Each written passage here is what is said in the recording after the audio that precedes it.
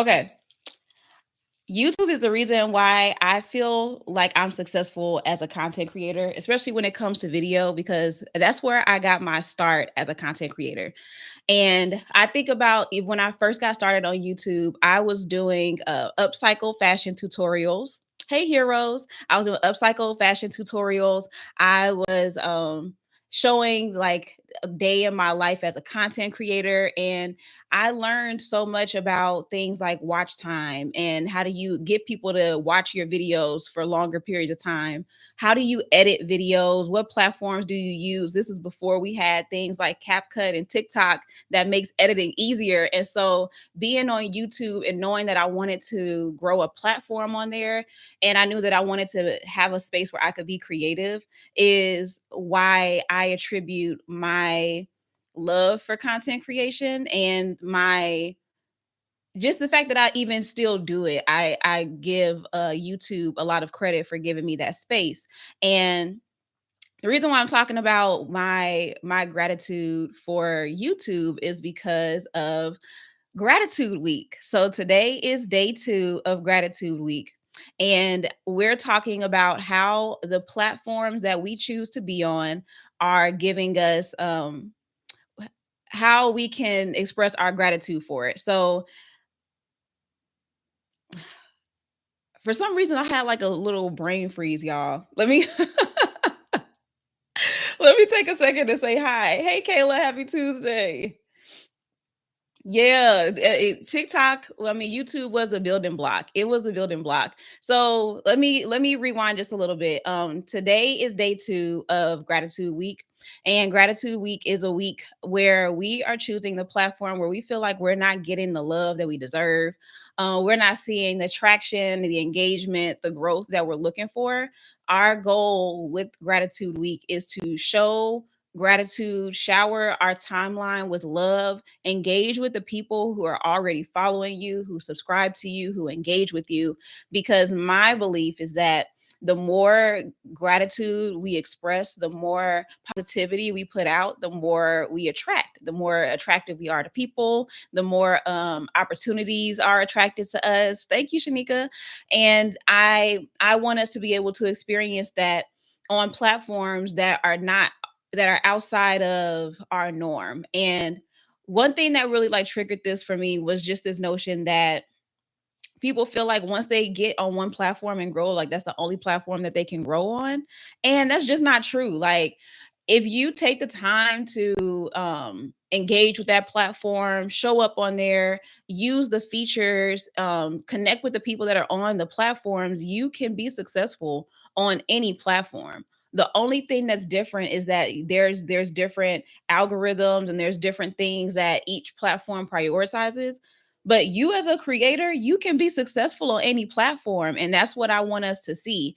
And so my goal with this gratitude week and everybody that's participating in it is for us to experience, thank you Shanika, for us to experience that goodness, that positivity, and to also put it out into the world, because I know that there's going to be some miraculous things that happens, especially as it pertains to your platforms, if you choose to participate. Okay, if you decide I'm going to accept this mission, I'm about to show up and I'm about to just spread love, positivity, and gratitude on my timeline, then y'all, it's gonna be up. It's gonna be up. That's all I can say. That's all I can say. Okay. So let me tell y'all. Let's go back to why I chose YouTube. Um, as like my platform of choice, and why this is the place where I attribute a lot of my success and just my knowledge and understanding as a content creator, my growth and development as a content creator. We're gonna talk about it. Agree. I think I'm gonna go live as well for day 2. That's what I'm talking about. I see you, Kayla. Okay. So who else is participating in Gratitude Week? I have to go back and share Antoinette's video, but I shared Kayla's video. I know Antoinette participated. She did her video on YouTube. I didn't see anyone else tag me, but if you're just finding out about it, you can still participate in Gratitude Week. If you're listening and you're like, I want to try this out and see how it goes, then you're not too late to start off. You start off with day 2 and choose your platform and talk about what you have learned and how you've grown from this platform or what it's been able to help you to accomplish. Yeah, nah, I don't do thank you, Mask. I like going live because it makes things so much easier to just like have an idea, make the content, and then just like leave it there. So I that's a good thing to bring up. Okay.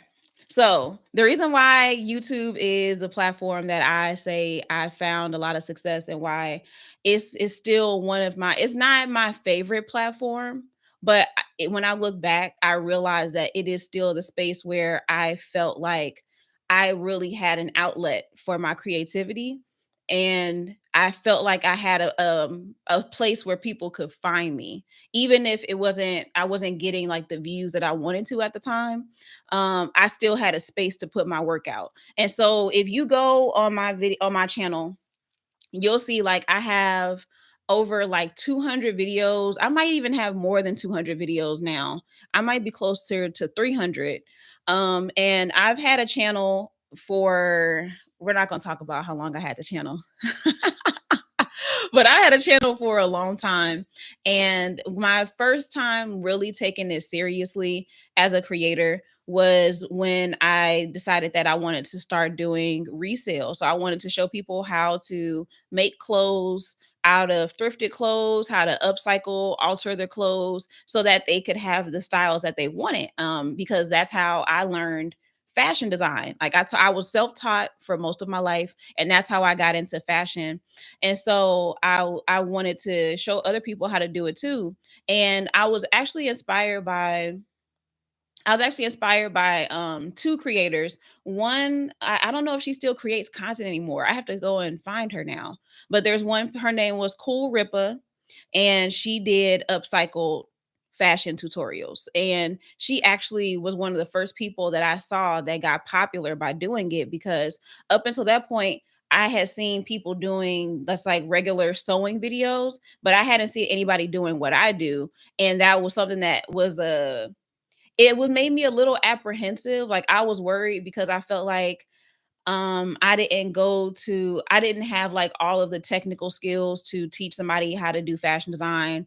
And I didn't feel confident in the fact that I was going to be teaching people, but I wasn't going to be teaching y'all how to do it like the way you're supposed to, like the professional way to make clothes. Like I wasn't going to show you how to do that because I don't even like following those rules. I don't like following those rules. So I would always kind of like make up my own way of doing stuff.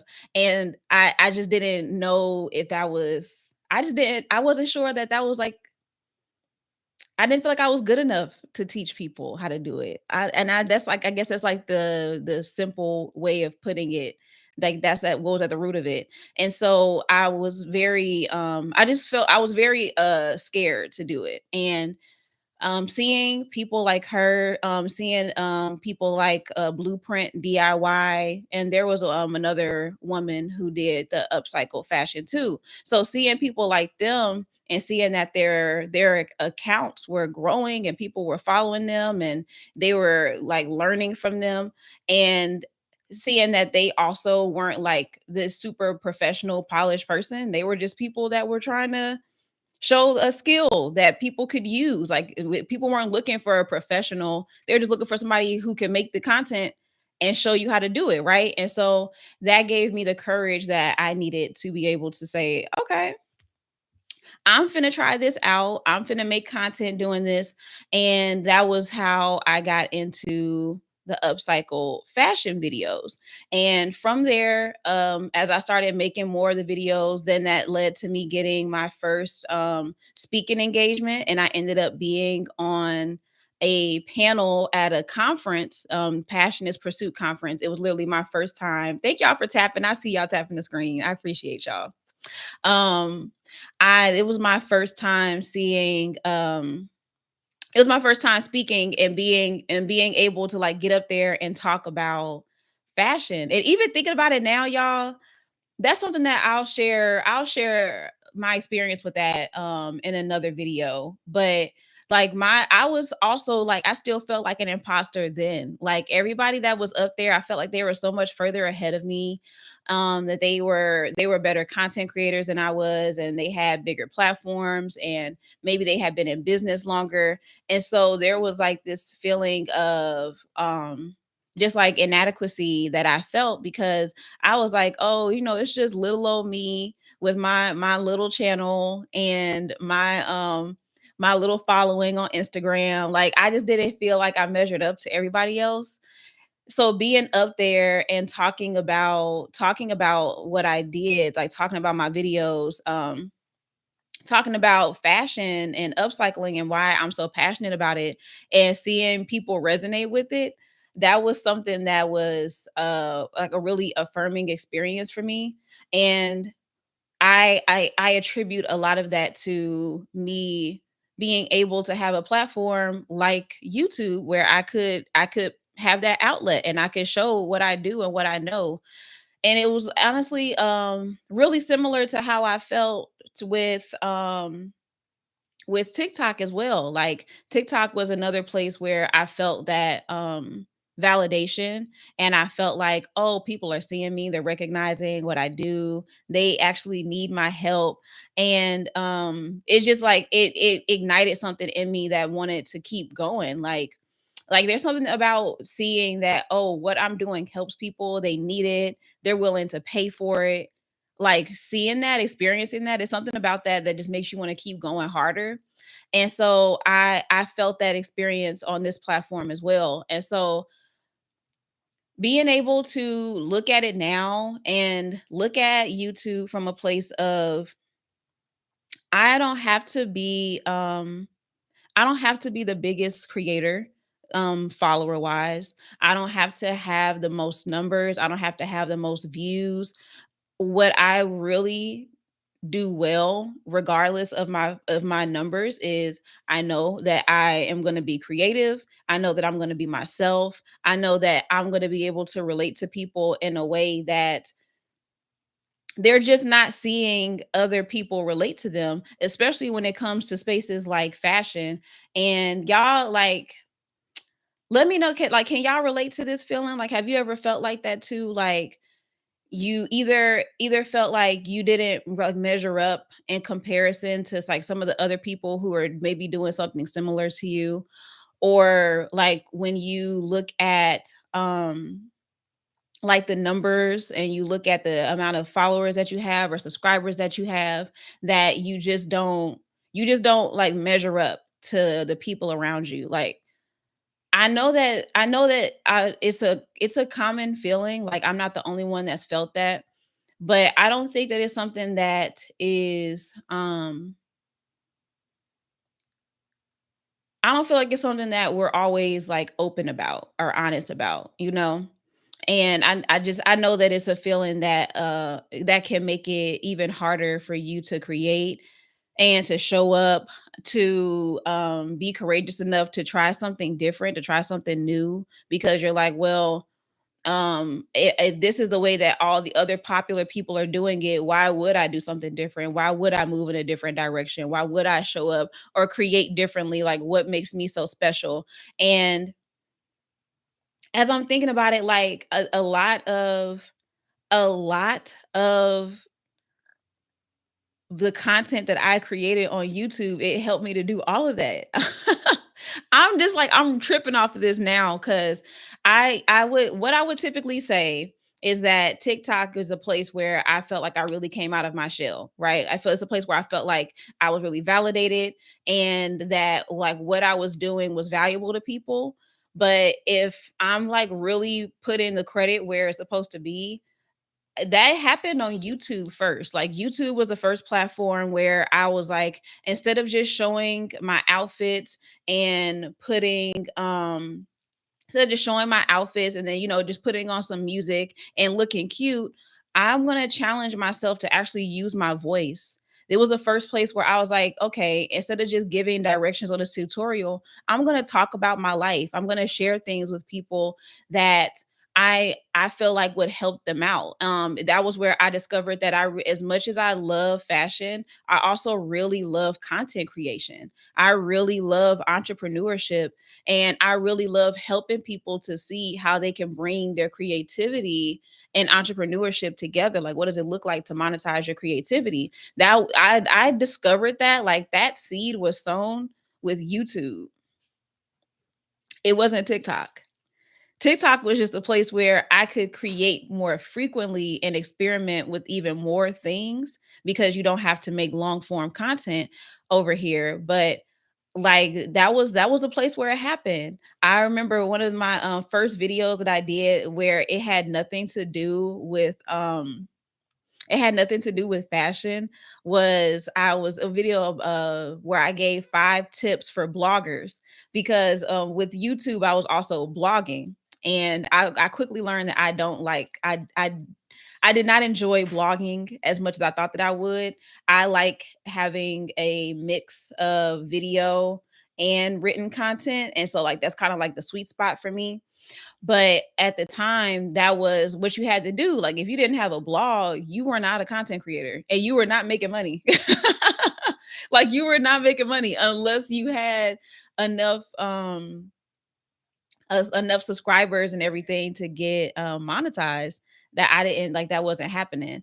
So just being able to see, like, oh, I have a space where I can experiment and try and push myself.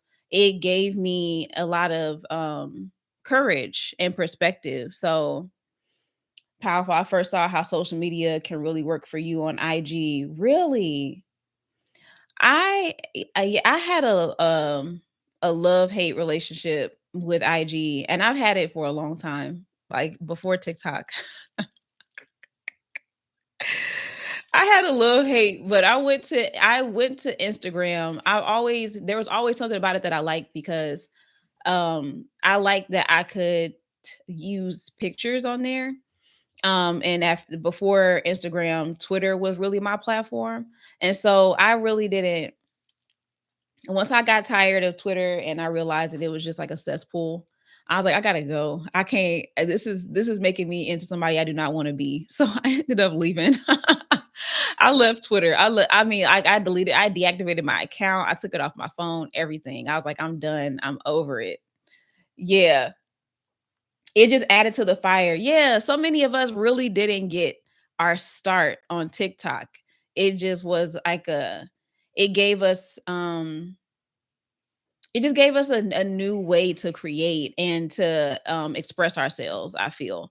Now that I'm really thinking about it. And so that's what I ended up getting from it. So being able to express my creativity, sharpen my skills when it came to editing, learn about analytics and how to create thumbnails that are exciting and that capture people's attention. Like, all of that stuff was like a training ground for me to be successful as I continue to grow and improve in my career as a content creator. And so it's just natural to me to find myself back there again, like back to the place where I saw a outlet, like I saw a way for me to make that happen. So that's my gratitude, that's my appreciation. YouTube was absolutely the place where it was like my creator boot camp, and I'm grateful for that because it is shaped the type of creator that I am now. And it gave me a space where I could be seen, where I could connect with people, where I could have access to opportunities that I just don't know how I would have made those connections otherwise. So that's it. That's it. That's what I have for that. Um, I did say that I wanted to talk about. Hold on.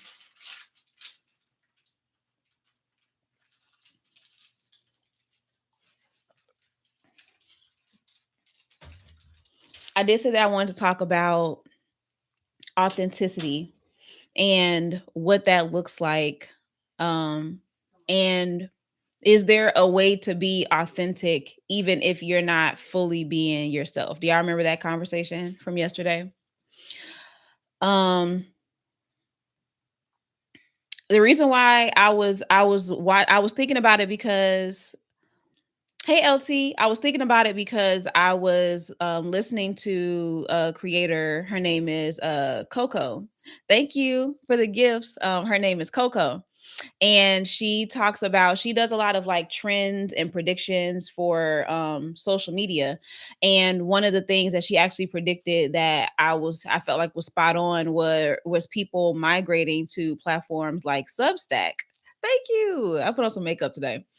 People migrating to platforms like Substack, where you have more control over your content. You don't have to be as concerned and worried about the censorship, especially how heavy it can be sometimes, especially like on TikTok. There's random words that'll just get you flagged. But you can also mix your mediums and mix your content. So you can have video content, you can have written content, you can do audio. Thank you for tapping the screen. You can do audio. Like you have a lot of different options for the kind of content that you can create on Substack. And so she was given that prediction, and like looking at the way things are trending now, I would definitely say that that was an accurate prediction. So she posted another video talking about this one thing that she notices, that when people are like really about to like blow up, like when their careers are really about to take off and they really start to get famous, there she notices that they make this shift. Oh yeah, what's your question? They start to make this shift where they start to talk about themselves in third person, and it's almost like this like dissociation to a certain degree from who they are when they're online versus who they are just every day. Coco Moco, that's her handle. So she's she's pretty much on every platform, but her C is Coco, CocoMocoe. So if you type in Coco Moco, you'll find the creator that I'm talking about. And so she was noticing that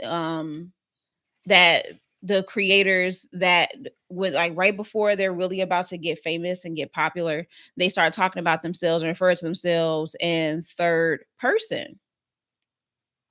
This is not this is I made this in this is just on my notes app. So I didn't make this one in Canva. I just screenshotted my notes. That's my trick. Sometimes I don't feel like editing it. She's asking about my graphic. I don't have it on YouTube, but I have this graphic up on on TikTok that has day 2 gratitude. And it gives like the whole prompt and the exercise for today. So if you're over here, then yeah, I can show you. It's literally just a screenshot, but I can show you. Um, so she was talking about this idea of dissociation, and her guess about why people do that. No problem. Her guess for why people do that is because they have to separate themselves a little bit from what they do online and how they show up online and who they are as a person. So like almost like the way that I interpreted it is almost like taking your personality, and maybe you're not normally always like on 10, right? Like maybe you open your eyes a little bit more, you speak with a little bit more energy than you normally do. You're almost like to a certain extent like performing when you show up online, like and realistically thinking, I know that I'm not always like this. Even just like me being made up, having makeup on, having clothes on, certain clothes on, I don't always look like this. Like there are certain things that I do, even the way that I talk, like I have I'll project a little bit more when I speak. And so those are like maybe lighter examples. Like it's not like a complete personality shift, but I've always felt like it was interesting when you meet somebody. Like the first person that comes to my mind is somebody like Kev on stage. And when there was this episode that they had on their podcast, Here's the Thing, and they were talking about how Kev is he's the way that he is like on the podcast. Him and Angel, they're both like outrageous. Like they're funny. They are very high energy. They're silly. They just like get up and kind of like do whatever comes to mind. Like they like riff off of each other really well.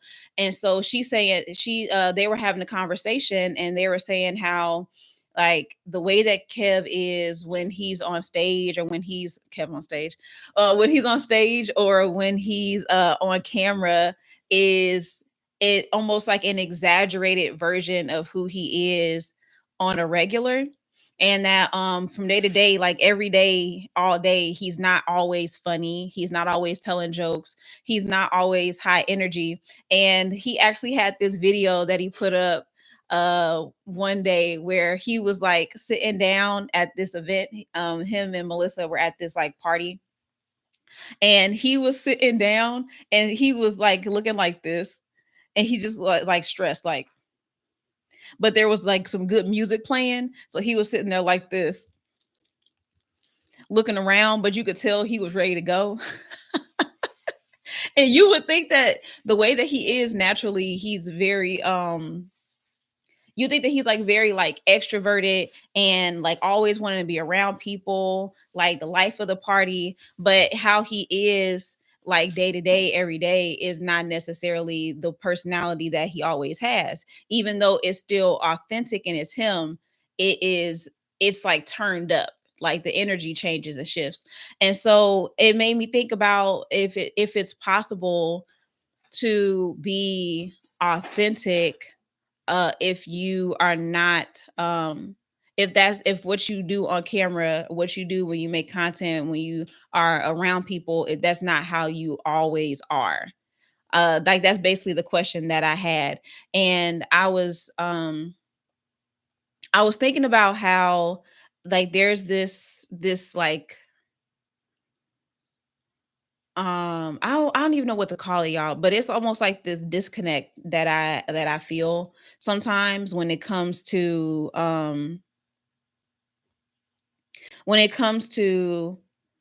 making content, and feeling like some of the things that I have to do are staged. Do y'all know what I mean? Like if you think about people, especially the people who make content that is really like aesthetically pleasing, or even if like I'm laying out my outfit for the day, like I'm not just if I'm doing like a flat lay and I'm trying to show like all of my outfit, all the pieces of my outfit, I'm not just tossing something down and taking a picture of it. Like I'm actually like say like setting up the clothes to look a certain way, make sure that they are aesthetically pleasing. And or if I'm talking about something and I'm getting dressed, sometimes I'm like putting on the same thing over and over again, it's like trying out different things in the script that I feel work best for that section. So it's not always as natural as it looks with the finished product. And sometimes I struggle with that feeling like fake or staged, or like it almost feels like it's not authentic. And it makes me wonder like what's wrong with that. I guess like that's the problem that I have sometimes. Like what's wrong with that? Like what's wrong with having doing certain things for the sake of making the video look the way that I want it to? Or it's it's it's a very interesting thing. Like, and I don't know why. And so I just need to know that I'm not the only person that's thought about stuff like this. Like if I see a video of somebody and let's say like it's a video of them waking up, like they're getting like they're doing like a day in the life video or a vlog, and they're you see them like waking up in the morning, and in your head you're thinking you had to like wake up already, set your phone up, go lay back in your bed, then pretend to wake up in order to get that. Like you're not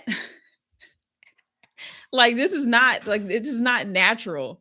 It's not natural. but it makes for an interesting video to watch.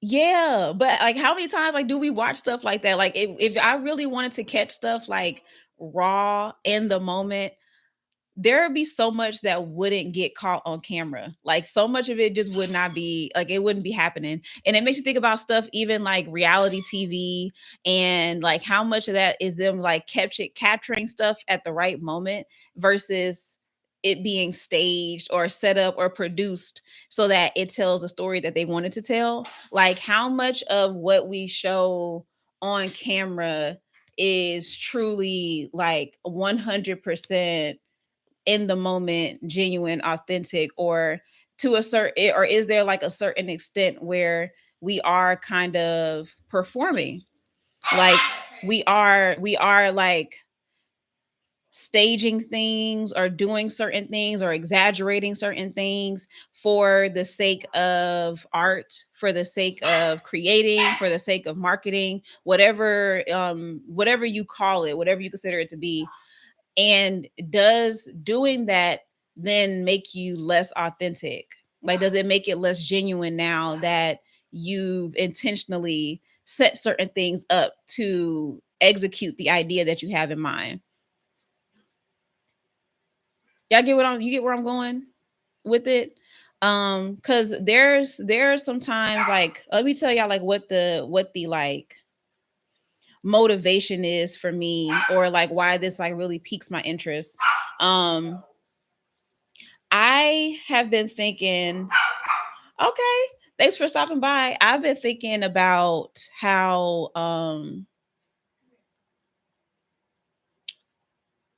hmm how I say this. I've been thinking about how sometimes it feels like I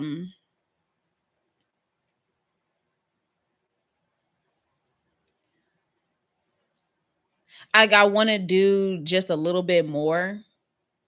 I want to have a little bit more like creativity or more yeah, I think that's the best word to put. Like that I want to have more creativity in my content. Like I want it to be a little bit more. Like I want to do a little bit more.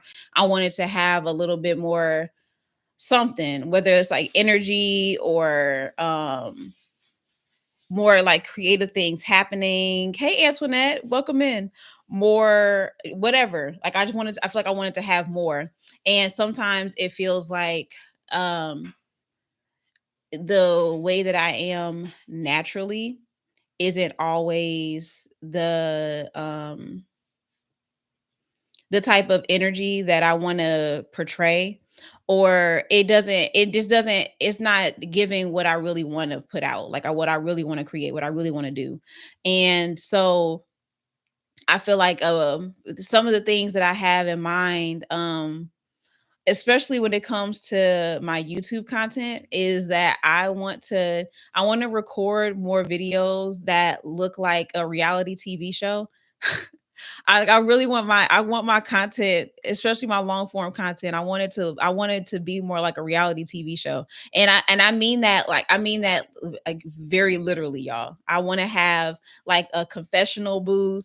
I want it to feel like I'm like being followed by a camera and it's just capturing me doing random stuff. Like I want it to look like a reality TV show because I just amazed at the way that people do that, or even like the way that a show like Abbott Elementary, how Abbott Elementary is like a mockumentary, which is a mock documentary. So they have the cutaways where they're talking directly to the camera, and then it looks like somebody's following with the camera and like just like watching their life. Like that's the kind of videos I want to have. Like I want to start doing stuff like that. But I feel like in order to do something like that, that is not something that you can just create off the cuff. Like that has to be very intentional. I got to think through like, what is my script? What am I doing? What's happening? Hey JP, what's happening in it? Like what story am I telling? Am I going to do this in seasons? Like it's going to require more production. And is it going to look, or is it going to be less authentic if I decide to go that route? You know what I'm saying? So I've just been thinking about, that, and wanting to still have that element where it feels genuine, it feels authentic, it feels real, but it also allows me like the space to like expand a little bit more creatively and to challenge myself, because honestly, sometimes I just get bored with the content that I make. And it's still good content, but it's not really what I want to create. It's just what I'm able to create consistently because I've gotten myself into a rhythm of doing it. And so I feel like a part of me is just going to have to like try it out and keep trying if that's really what I want to do. But it all kind of goes back to like that same question of, is this authentic? Is it genuine if I go this route? So those are my thoughts. I might share more on that later, if it seems like it's something that other people want to talk about too. But that's just where I'm at with it right now. And I don't know. Maybe I'll show why I've been thinking about this. And why honestly, like I feel like if you, especially if you're making long form content, like if you're gonna get into making long form content, oh hey juicy fruit. If you're gonna get into making long form content, then I feel like you definitely want to hear what is trending right now, like what people are doing and what type of content people are making to advertise, um because more and more people are treating their content more like a TV show than just like one-off content, like especially if you lean really heavy into like the educational stuff, or if you do like the typical like um MRR like type stuff, digital marketing content. You know how everybody kind of has like that template for the digital marketing content. Um and the stuff that just like literally like the content that's kind of like where I'm just like making this to sell you something. There are companies that are experimenting with actual TV shows, and like it's like a recurring show that they create that markets their business and also entertains people. And I'm actually like super excited to see this trend happening. So I'll share, maybe I'll make that a whole video and I'll share. I gotta find the examples that I saw, but yeah, it just feels like it's a new challenge and something that would be fun to explore. So that's that, y'all. Um, I hope that y'all are enjoying your week so far. That you are, if you are going to participate in the gratitude week, this is what you're going to be doing. There's another version of this. Let me see if I got a screenshot of it. There's another version of this for let me see. There's another version of this that is not just for YouTube. Well, that's all the days. I don't have the screenshot of it. I don't have the screenshot of it. I'll post it up. I think I have to still post in our community post on YouTube too. Cause I think there's like 2 more days that I gotta make sure that I add on there. But make sure that if you are getting caught up, let me put up day 2, that you're getting caught up on our gratitude week. This is what we're doing. We are sharing a story about how YouTube or your platform of choice doesn't have to be YouTube. I just know that a lot of people are choosing YouTube, but showing your appreciation, your gratitude for the platform. Today, specifically, we're talking about what you've been able to accomplish or build because of the platform, like what it's helped you to do. So, if you're building a business, if it helps you to learn a new skill, if it helps you to connect with others, those are good examples. And you can create a short form video or a long form video like what I'm doing now, talking about what you've been able to accomplish with the platform. And if you create the post, make sure that you tag me in it so that I can engage with it, and I can also share it to my other platforms as well so that we can get you boosted and just to spread the love across platforms. One thing that people are doing is um cross posting. So if you post it on one platform and it's still not a platform where you have a lot of engagement right now, you absolutely can take it and post it across all the platforms. And now you also created your content for the day. So there's a lot of good in participating in it if you choose to. And I'm excited to see what happens for all of those that are a part of it. I'll see y'all tomorrow. Let me see it. Let me get a sneak peek of what tomorrow is. Tomorrow is going to be highlighting 3 creators that you admire and explain why they inspire you. So that one definitely is going to be good as a video. So make sure y'all are catching up. You're following it. If you're behind, you can do all the days in one video wherever you start at. Don't let the fact that you caught this on day 2 or day 3 stop you from participating, because you can still be a part of this and have fun and see what happens as a result of it. So that's what I got for y'all. Y'all be good. Y'all stay safe. And I'll see y'all tomorrow at 1 p.m. Eastern time. All right. Bye.